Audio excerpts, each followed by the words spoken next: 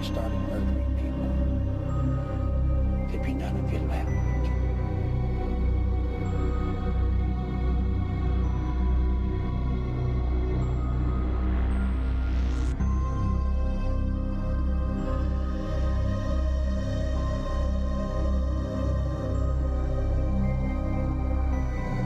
Now I am become death, the destroyer of worlds.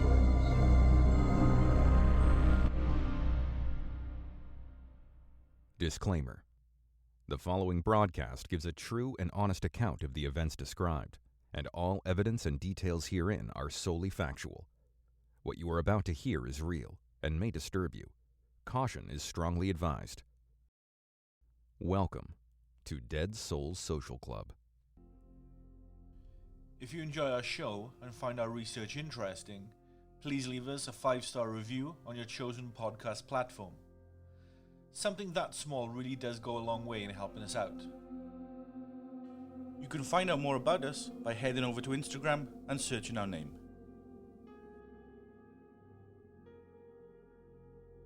Do you ever spend time giving your attention to the endless supply of online videos, social media posts, and blogs from fringe conspiracy theorists? There are millions out there for you to choose from. They are more commonplace than Bigfoot these days. Conspiracies, plots, and conjecture that range from the plausible to the completely incredible. From realistic scenarios with somewhat of a basis in reality, or at least with some iota of circumstantial evidence, to the complete opposite end of the spectrum, and theories posted that are so outlandish and out of this world that they would put most science fiction movies to shame. They exist in the common psyche in abundance.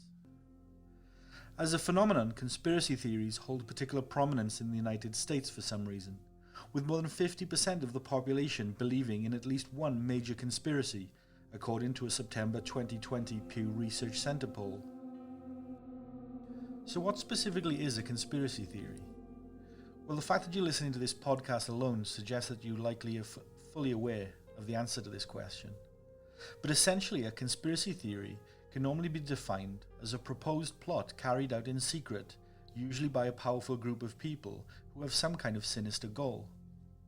So something to gain from what they're doing, and where they usually don't have people's best interests at heart.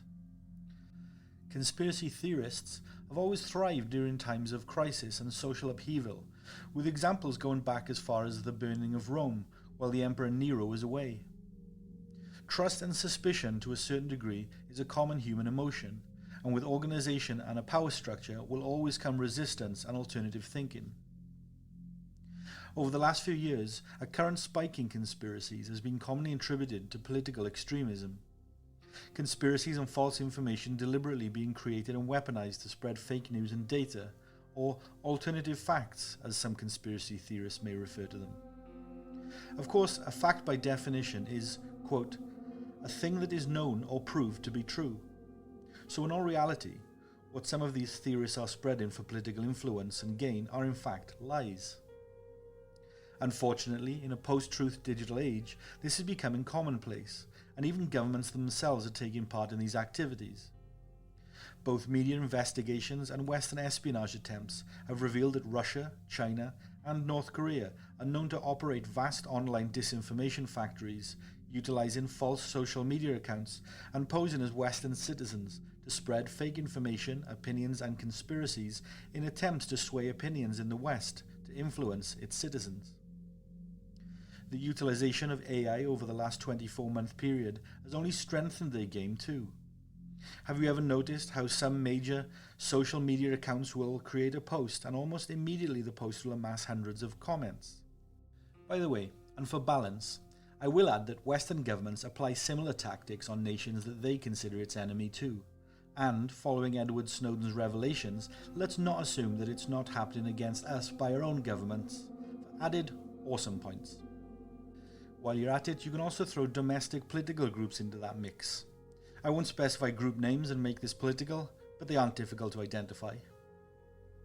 The rise of the extreme right and left wing in our society has sadly delivered a post-truth existence that we seem either happy to accept or unable to eradicate. This is happily fed by foreign disinformation, dividing and destabilization of our societies. The last time a Western culture was at this point politically and culturally was late 1930s Germany. That's an extremely sad fact. But tonight I'm not here to comment on political misinformation. Instead, I want to discuss a theory that often floats around within conspiracy circles and that gets treated as one.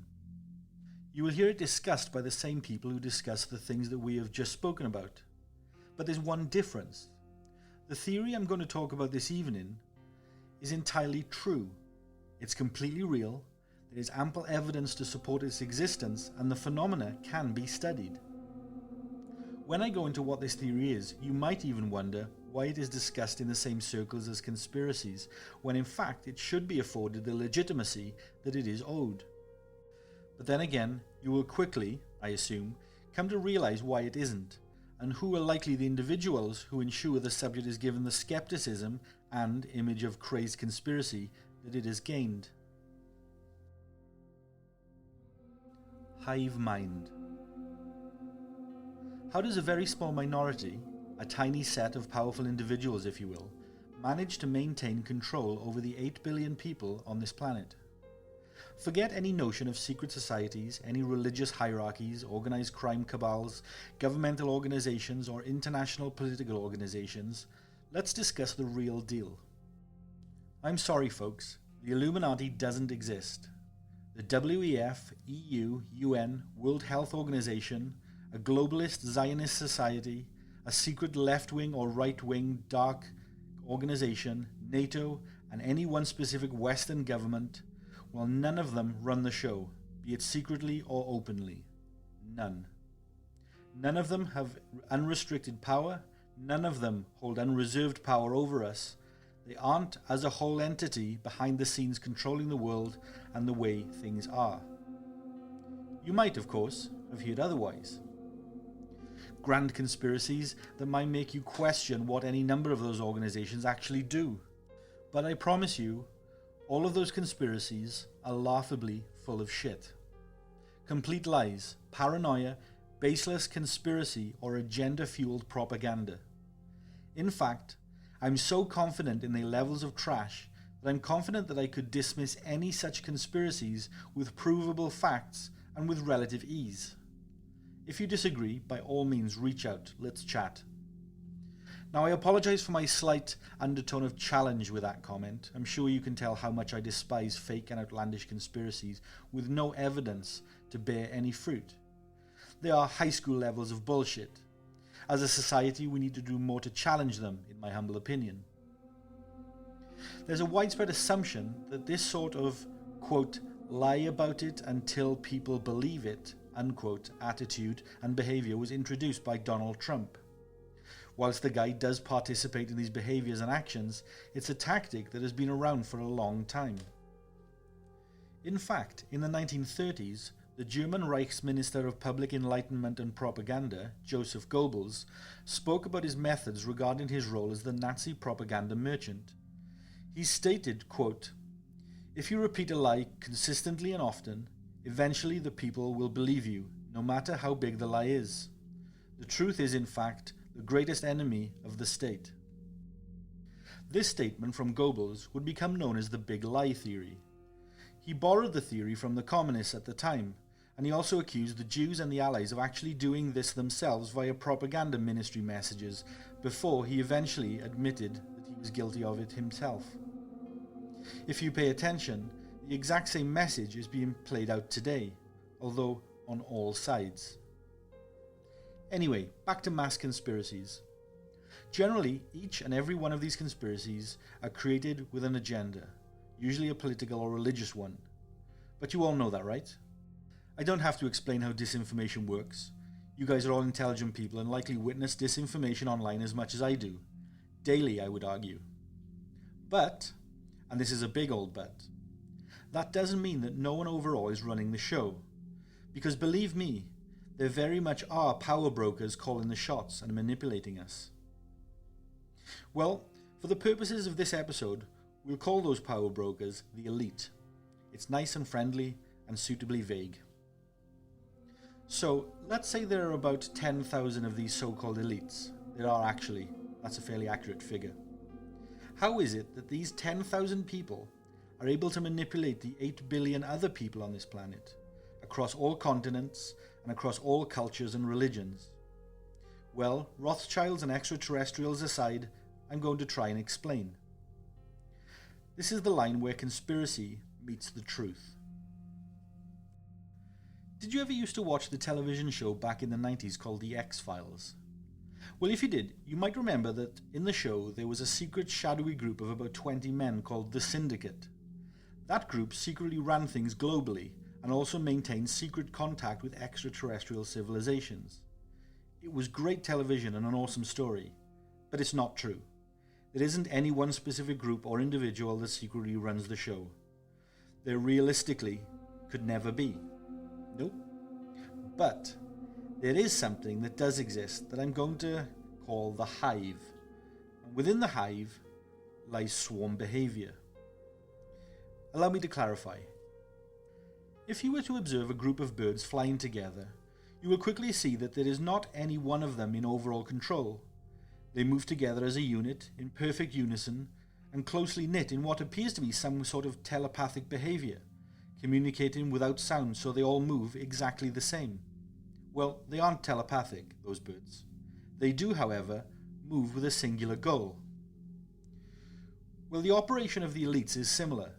They move together in unison, working to a shared goal, and their goal ultimately is power, profit, and control. These three words will already trigger some of you listening. They might already ring a bell of cynicism. But to be very clear, when I say power, profit, and control, I don't mean in a context of like a movie supervillain. I don't mean it like Emperor Palpatine in Star Wars, as he zaps the Jedi with magic powers coming out of his fingertips while screaming unlimited power. What I mean is power, profit, and control in their field of expertise. To be able to influence and change things, no matter what the scale, to ensure a comfortable existence in a world formed in the image that they wish. For politics, religion, global events, business, society, all of it to operate to their advantage and deliver their preferred reality. They might want political power or business power. They might want to earn big money, substantial profits in their business endeavors, and control those who are below them, in work, in religion, in society. This is the goal. Wouldn't this be your goal too if you were one of them? Be honest. It may already be your goal within your circle of existence. It may be your reality, who knows?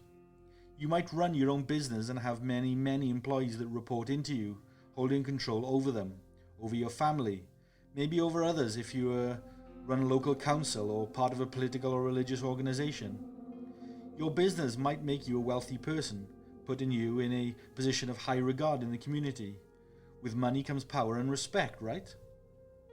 With that power comes a natural and appropriate level of control too, correct?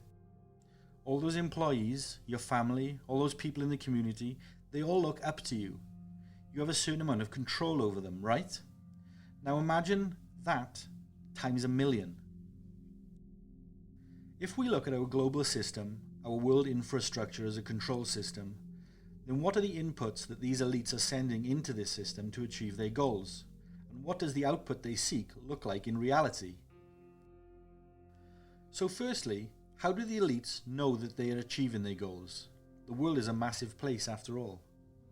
Well, on a global scale, they might look at, are people growing ever more overweight, for example? Therefore, are they unhealthy? Think who controls the healthcare. Is the average intelligence decreasing? Thus the masses becoming ignorant. Think who controls the education. Are people on the whole generally happy? Ergo, are they being entertained? Think who controls the media and entertainment. Is the population divided? Are the people isolated or mostly disconnected? Think who controls the news and factual data we rely on and form opinions from. The elites certainly don't want people connecting with each other and uniting. Is the population feeling helpless, and are they looking to the elite to save them? In crisis, we look up to those with power and control for help. They need to keep that consistent. This is an important one. Those with power and control need people to acknowledge their power and control and look to them to lead and rule. It means that they can lead and rule in the direction that they want. The masses can't be united in sorting out problems for themselves. They are our saviors. The elite want people to be disorganized. They most certainly want the masses to be helpless and reliant on them and the interest that they control. This is a super goal. Think of how a group of 10 policemen might control a crowd of 200. We allow that. If the 200 united and got organized, they could remove the 10 police with minimal effort, no? Well, the elite like to lead and provide leaders from within their own rank. They definitely don't want you to identify with people and leaders from within your own socio-economic group and solving problems for yourself. Hell no. John from your local town knows the place very well, knows so many of the locals personally, has lived in the town all his life. He knows what all the problems are and what causes them. He knows what the thoughts and feelings of the locals are regarding their town and what issues that they want sorting out. He would make a great person to lead that town and ensure everything gets sorted how the townsfolk want, nice and fairly. But then comes Charles. He has never been to your town. He isn't working class like the townspeople. He comes from a wealthy family and attended private school. He spends 9 months of the year in property he owns in exclusive and wealthy parts of the world. The central government has put him in charge of your town as a politician to represent you. But why? He hasn't got any idea about your town, and he doesn't know anyone there. Who is he going to better represent? You and your town? Or his friends in central government who put him in the job? Ultimately, the elite are achieving their goals in their entirety and are completely unchallenged, and they do this by giving the masses almost what they want, but never all, and never if it conflicts with their overall goals. They give enough to keep the people content, and they occasionally sort out that problem that your town has, but never perfectly. So how do they go about this? Well, like I said, the elites are not any one group, though they are interconnected extremely closely. There are only around 10,000 of them to remember. In fact, they all go to the same restaurants, their children all go to the same schools and social events, they all shop at the same places, they go to the same parties and dinners, they all work in the same areas, and they all vacation in the same locations. But you won't be at any of these places. They are not average or common locations, and they are often unknown to the general public. All of these places have policies to ensure that they cater to the elites only. Cost most often, or an appearance that specifically does not appeal to the masses, which is intended and constructed. You're just not part of that, and you never will be, not even accidentally. You will never come across it or even stumble into it. So who are these people? Where the hell are these people? What are the institutions of power that they have? Remember this line. It's all connected. We'll come back to that later. Now, first of all, the elites control the top levels of academia. Think Harvard, Oxford, Yale, MIT, Cambridge, York, Imperial London, Stanford, etc. Did you know that the top 30 universities in the world are all in the UK and USA? Did you know the top 100 university presidents in the world are also on boards of international companies and conglomerates? 100 people who run the major universities in the world also influence and control significant aspects of world business interests. These are people who run huge non-profit organizations like the Clinton Global Initiative, the World Economic Forum, or WEF, the Center for Foreign Relations, the Bill and Melinda Gates Foundation, the World Health Organization, and many, many other institutions akin to these. The CEOs of these institutions are all intertwined and interconnected. They know each other. They will definitely work together. So business controls the best global education institution, which controls business, a symbiont circle. Next is government. United States senators, prime ministers, presidents, lords, and monarchistic dynasties of vague Western countries, advisors to government think tanks, the Belfer School at Harvard, the Stanford Internet Observatory, They all contributed to the universal standard we know as the censorship infrastructure. This includes CIA, NSA, DIA, the US Department of Defense, MI5, MI6, the UK Ministry of Defence, UK GCHQ, and the Five Eyes, to name a few. They are intelligence organisations who again are all unconnected, and those within these services know each other very, very well. They are in fact one mind. They swarm like worker bees in a hive, tightly knit, undivided with a shared goal. They are not for a second disconnected, even though they are based in different countries and work for different governments. They share the same core values, beliefs, and objectives. They are highly interconnected, even though they are disconnected, if that makes sense. But be clear, these do not include the United States House of Representatives, members of the UK Parliament, prime ministers or presidents. Not at this stage. Why? Well, all of those are elected officials. They are from our pool, from the masses. We choose them.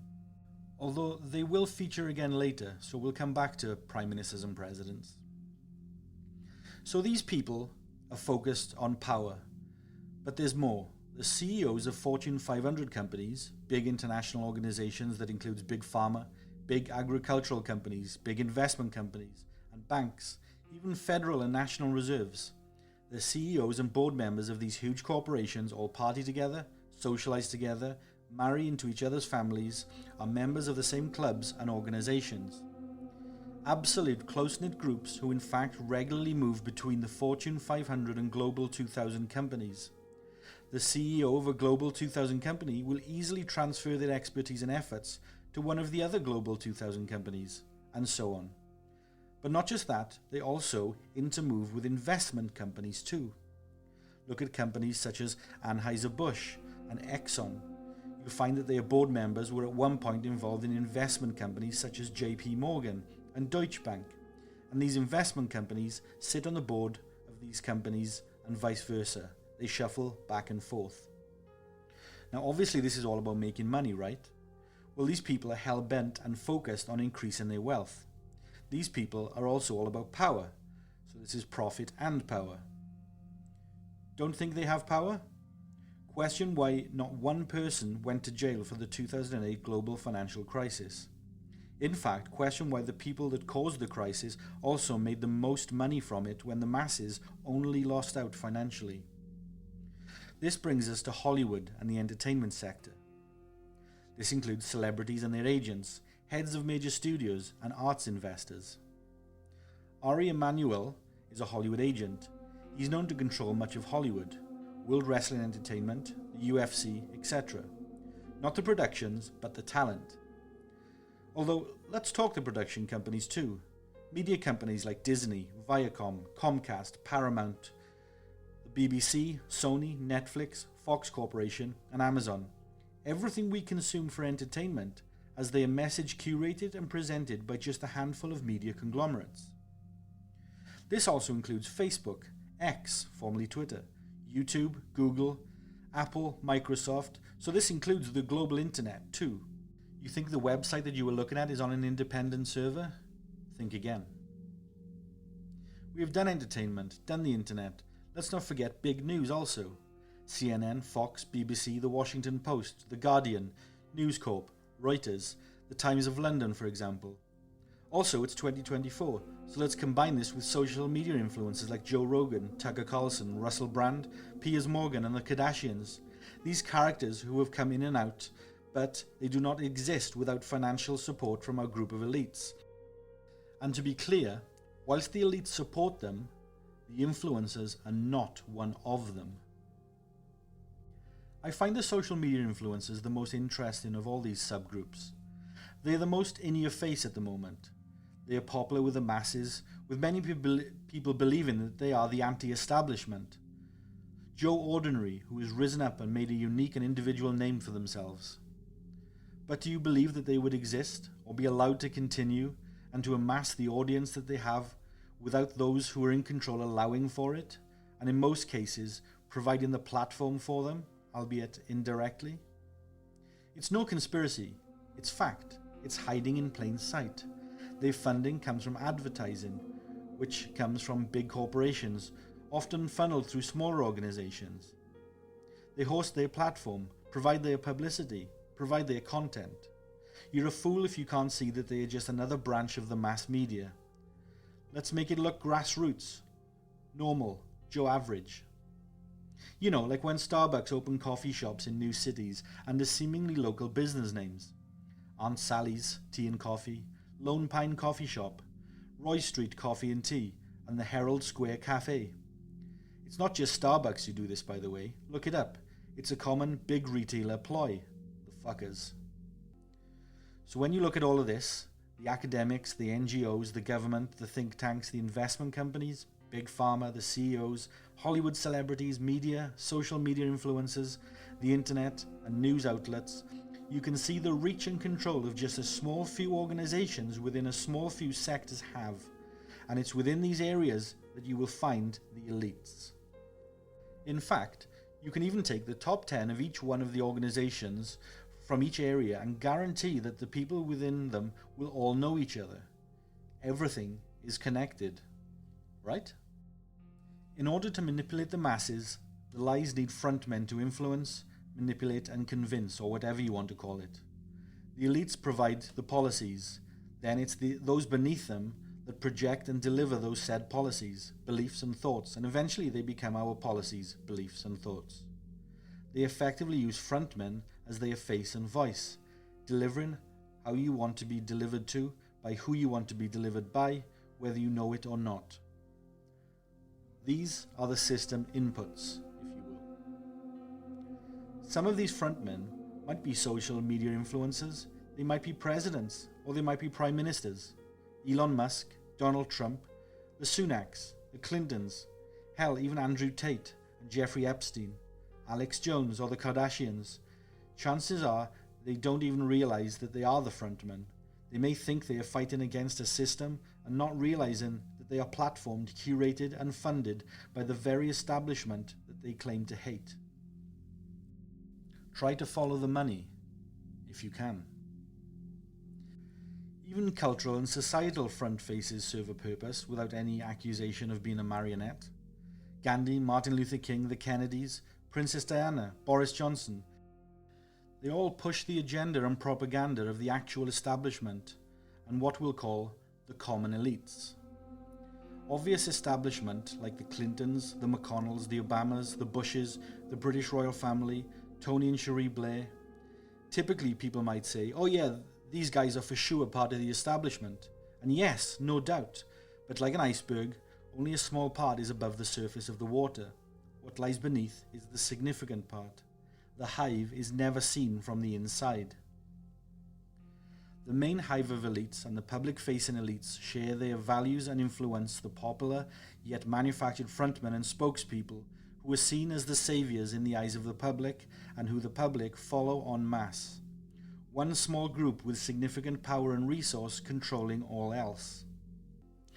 Frontmen for both ends of the political spectrum, all religions, all cultures. There's something for everyone. We don't want to leave someone behind to think for themselves now, do we? These people live in Malibu, the Hamptons, country estates, private islands, gated communities in wealthy districts, palaces, castles, mansions. They live in the places of the elites. These are the controllers. These are the people controlling all others. No, they don't get together and plan world domination, but their individual area goals sets the standard for the masses on the planet. Their goal is to make sure people are in a state of division, disconnection, helplessness, but also entertained, content, lazy and sufficient. As long as people are in dysfunction and diseased, mentally and physically, but also emotionally happy or at least content, then the mass public will be satisfied with existence no matter what it is. Further, they will not challenge anything and allow the elites to run things as they envisage. Wait a second. Why did you just say diseased? Well, just think, Big Pharma initially. Financial gain. The food they sell makes you obese or unhealthy, so they can shill you healthcare and drugs. They pump you with more music, movies, reality TV, game shows, books, magazines, newspapers and video games than you can possibly consume, to ensure you are happy to just sit and be advertised to and to not challenge or rise up. That same media influences your vote, so you elect the poor dumb schlub that they have put in place.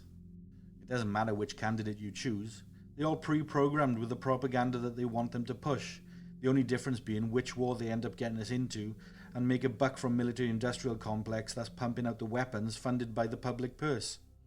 Every so often instigating new division to cull progression that further splits us, keeping the public occupied and convinced that we are making progress as a society and moving forward. In fact, when the elites see dysfunction, they add another input or tweak the propaganda, which is to normalize the dysfunction and update the balanced software. Shit man, this all sounds completely crazy and paranoid. I'm fully aware. But the sad reality is that this is our reality. This isn't a theory, it's not a conspiracy, the facts are in plain sight. This is how our world works. The elites are not evil monsters with their mindset on world domination, well, not all of them at least. But with a level of their wealth, resource, influence and control comes such a significant reach and impact that the fallout means that 8 billion people are caught up in the effects. Powerful businessmen, politicians, CEOs, religious leaders, mass media directors, they all look to maximize their profits and manage those who work for them to deliver the product or message that they want or think is right.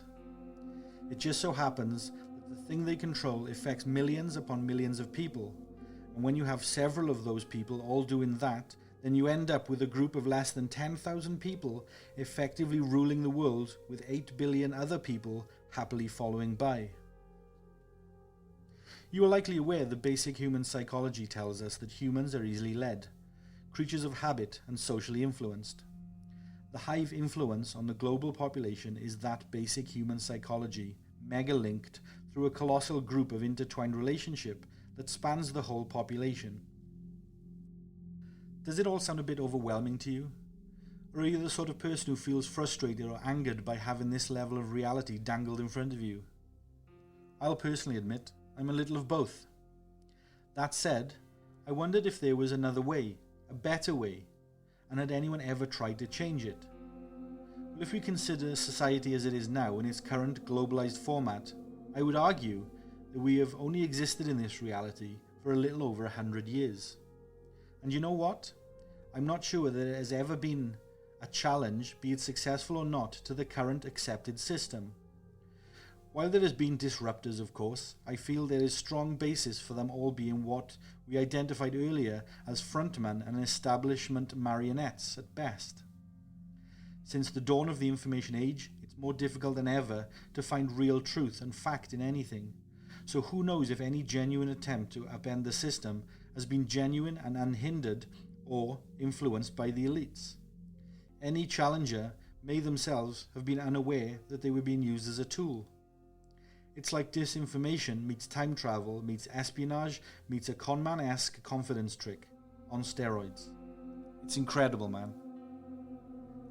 So whilst I try to end this episode by giving this lunacy a rounded edge of innocence, let's not kid ourselves and ignore the fact that whilst there are many elites out there looking after themselves, their families, and the mega business, group, government or religion that they rule over, there are for certain elites who are entirely self-aware and know clearly how the system works and thus use their power for nefarious purposes and by using nefarious methods. I dare say I could make a few educated guesses and reel off a few names, but I'm more keen on hearing your thoughts and theories as to who are the true dangers to us and our way of life. Who wields too much power and doesn't use their influence positively? Who do you suspect is a bad person with bad energy? Message me, email me, or DM me. You know the drill. I can't wait to hear from you all. And on that note, good night, everyone. Thank you for taking the time to listen to our show tonight.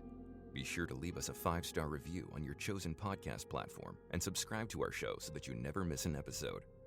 Our shows aren't sponsored by any company or corporation, so any support you can give us goes a long way in supporting the work that we do. From all of us here at Dead Souls, sleep tight.